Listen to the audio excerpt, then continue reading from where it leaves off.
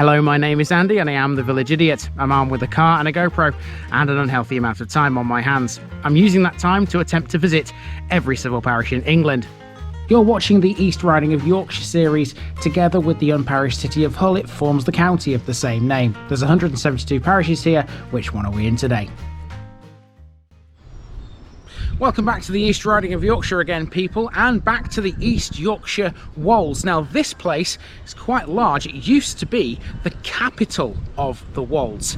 I don't think it is anymore because there are much bigger places than this now, but its name is Kilham.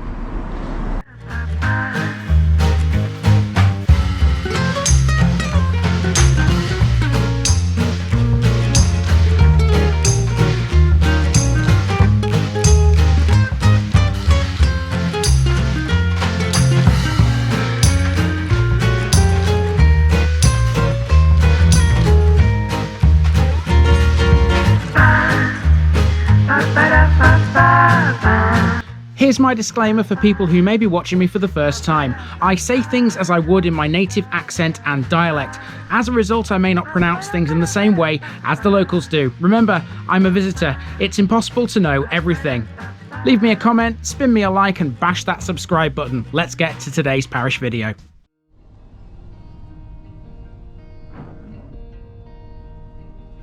Kilham, Kiln Village. Ladies and gentlemen, this week in the East Riding I welcome you to Kilham, sometimes known as the Village of 1,000 Springs and historically as the capital of the Wolds. That latter title is bestowed upon Driffield these days, but it was Kilham back in the 14th century which would have been the go-to place for people living in these hills. A total of 9 roads led to it, so it must have been quite the place.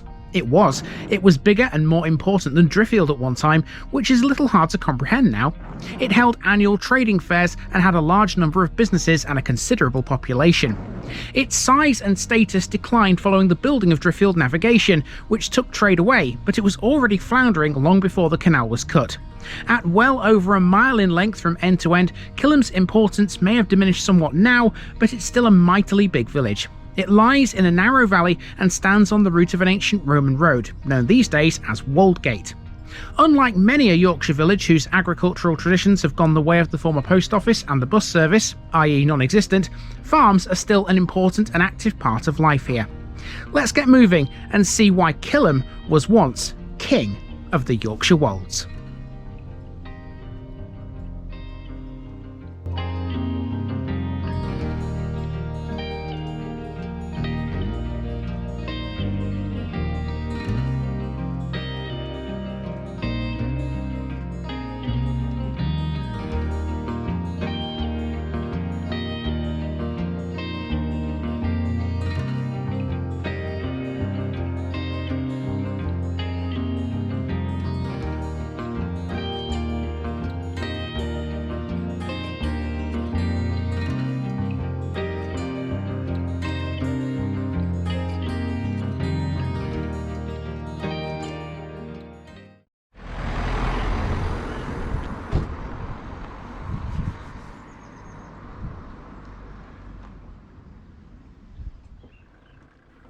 We start right in the middle of the village on Chapel Lane. Our first job is to get a card on that parish notice board. Mark it off, folks, Kilham is done.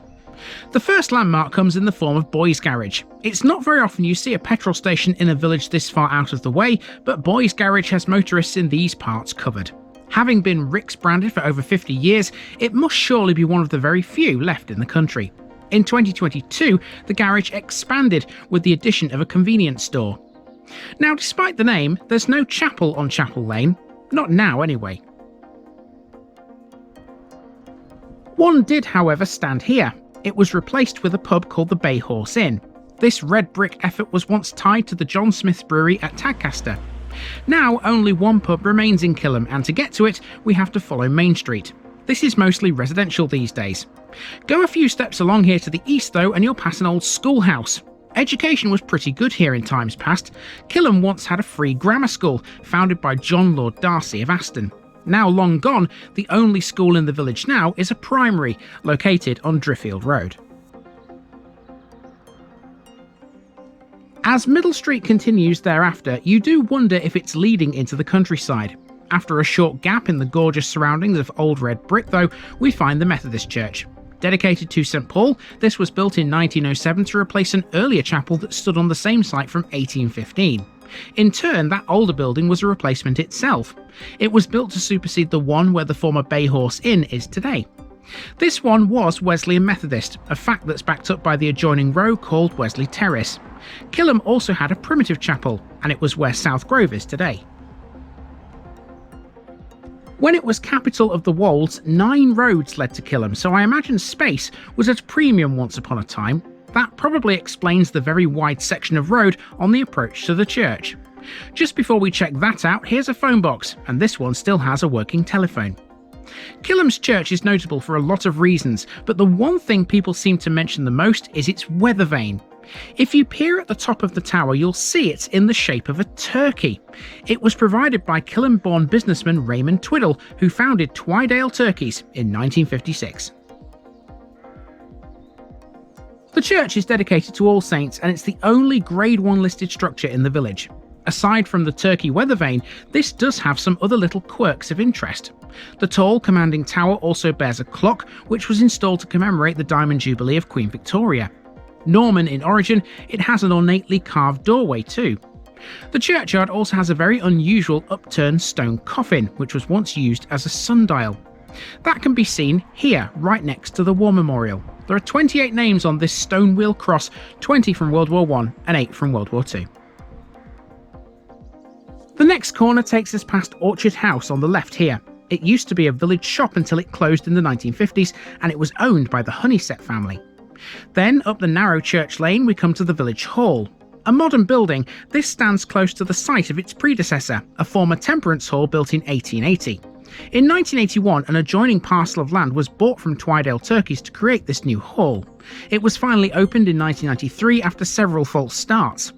The old hall was demolished, and its site is now this play area, part of the modern car park, and the entrance drive. Don't be fooled here, by the way. There's a patch of grass next to the village hall, and if you look over in that corner, you can see a gate, but it doesn't actually go anywhere. I've just had a quick look myself to see if I can get through onto this road, but I can't. That's not part of the route anyway. I just thought it might be a handy little shortcut if it was. The route actually now goes back out of the village hall car park and takes a left and goes up onto that road. Actually, we're going to go left and then right onto the road that's currently behind me, and then we'll form a loop around East Street and head back towards the church again.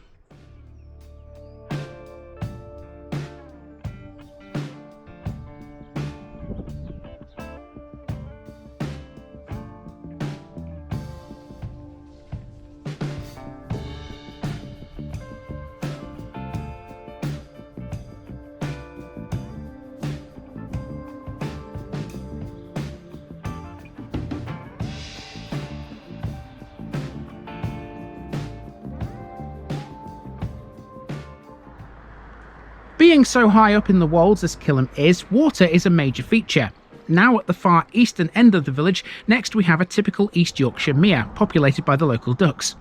There's a stream which runs south from this called Swaythorpe Beck, so this is actually a beck head. There are several springs around the place too. Spring Terrace runs along one side of this, and the property next door on the other side is simply known as Pond House. Kilham would have grown up around its water sources, which might explain why East Street has some of the biggest and most historic properties. Here's a good example. With its charming late 18th century white frontage, this is the Grade 2 listed Eastgate House. Directly opposite that is a house which looks like it may have originally been another shop. There were several on East Street after all. It now has a small art collection, which may interest passers-by. The 3-storey effort that dominates the end of the next row is another former pub, and it was called the Black Bull. It's still called Black Bull House today. The road then bends left and we're back on Church Street. Next, on a small green to the left, I found a board with a detailed history of Kilham. Within the same little area, which by the way is known to the locals as the Bull Ring, is a tall cast iron water pump. Kilham has 2 of these, the other one is on Back Lane and it's known as the Bumblebee Pump. The platform aside this one is modern, but I have no date for the pump's construction. Moving on, the Old Star is Kilham's only pub these days. In 2019, this cosy local boozer was crowned the finest pub in the East Riding in the National Pub and Bar Awards. An enterprise inn until 2013, it's now owned by a family who also have their own farm, which provides the pub's beef and logs. Driffield Road now, and where the two streets converge is a small garden with a second parish notice board and a few floral displays. It's not a bad place to sit and relax. Next door is Blacksmith Cottage B&B. This is a sought-after property for art lovers, as Kilham is right at the heart of the Hockney Trail. After a walk uphill, we're at the school. We already know about the grammar school, but the village was once so big it sustained 5 other schools too. Built in 1847 as a national school, this was an all-age establishment until 1952. The seniors later transferred to Bridlington. And if you head down Millside, you'll see there's a modern extension to this school as well. This part here was built in 2004, according to that date stone above those windows. Now, next up, we have an old windmill. An old windmill is next, and you can see this as you drive into Kilham. It's one of the first things I noticed when I got here this morning. It's a very wide, very broad, towered windmill. So, yeah, let's go and have a look at that next. Kilham Windmill is easily the most recognisable landmark in the village. As you drive in from the west, it's literally the first thing you will see, owing to its tall and pretty wide tower. Little exists in the way of historic information for this building. A few photos are easily found online here and there, which show the mill with its cap and sails, but that's about all there is. The tower is now perhaps the most unique house in the village. Gone are the milling days now, and modern industry is centred around farming only. That said, Kilham is notable for the way it still treasures cottage industry too. The people here are productive and they sell goods and services to one another, as well as to visitors. For example, where once was an old ropery and brewery on North Back Lane is a small beauty essentials business. Another local business restores antique clocks and barometers, and there's a thriving artistic community here too. Kilham is a village which is proud of its past, yes, but also very confident of its future. Let's get ourselves through West End now, a vastly residential part of Kilham, and up to Middle Street again. There's not much here apart from housing, so that calls for a little montage.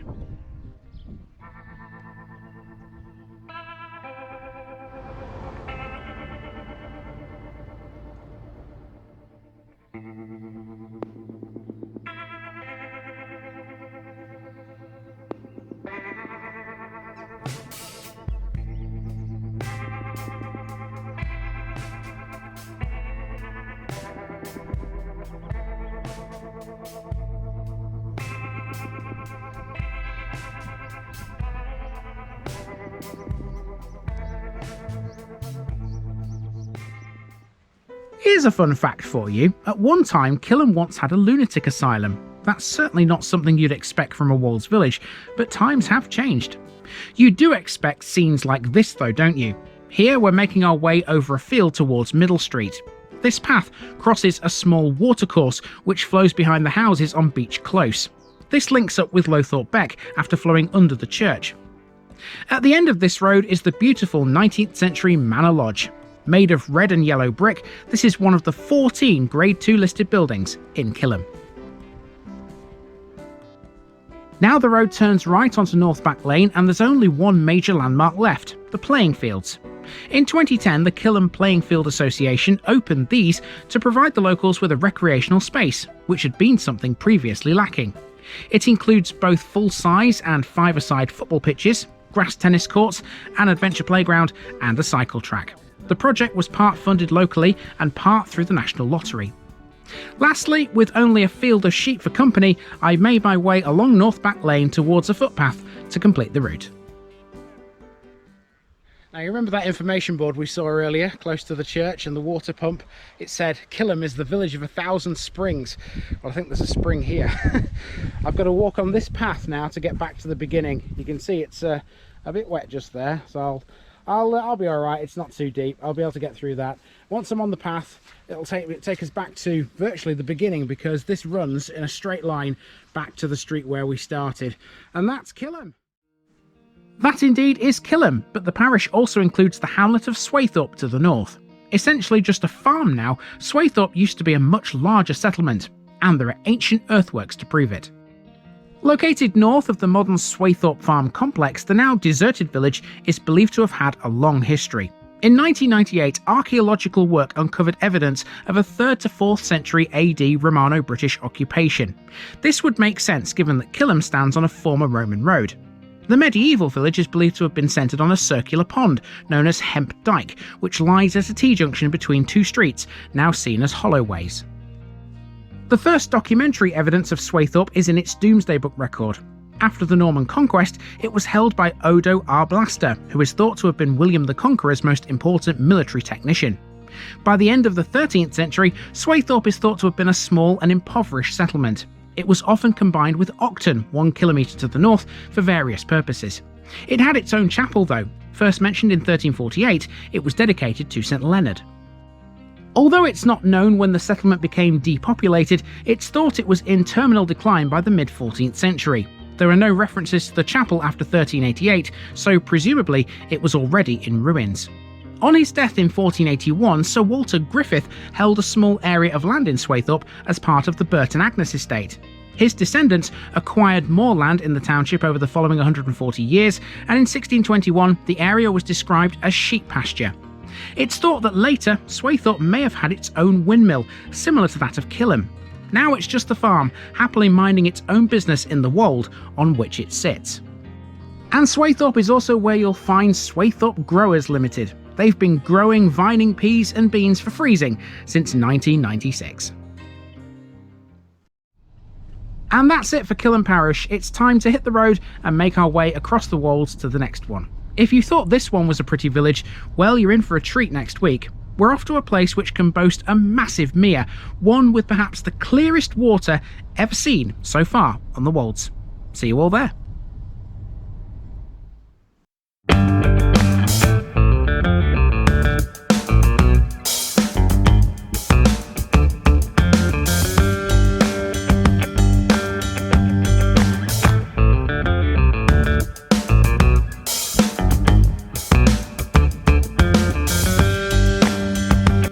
Thanks for watching this video, folks.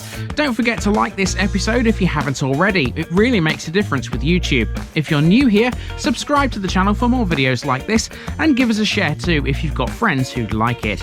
You can find all the links to my social media accounts below, as well as my Buy Me a Coffee page where you can donate to the channel. Also, if you've enjoyed this episode, have a look at some more videos in this series. Until next time, I've been Andy, also known as the Village Idiot, and I'm out.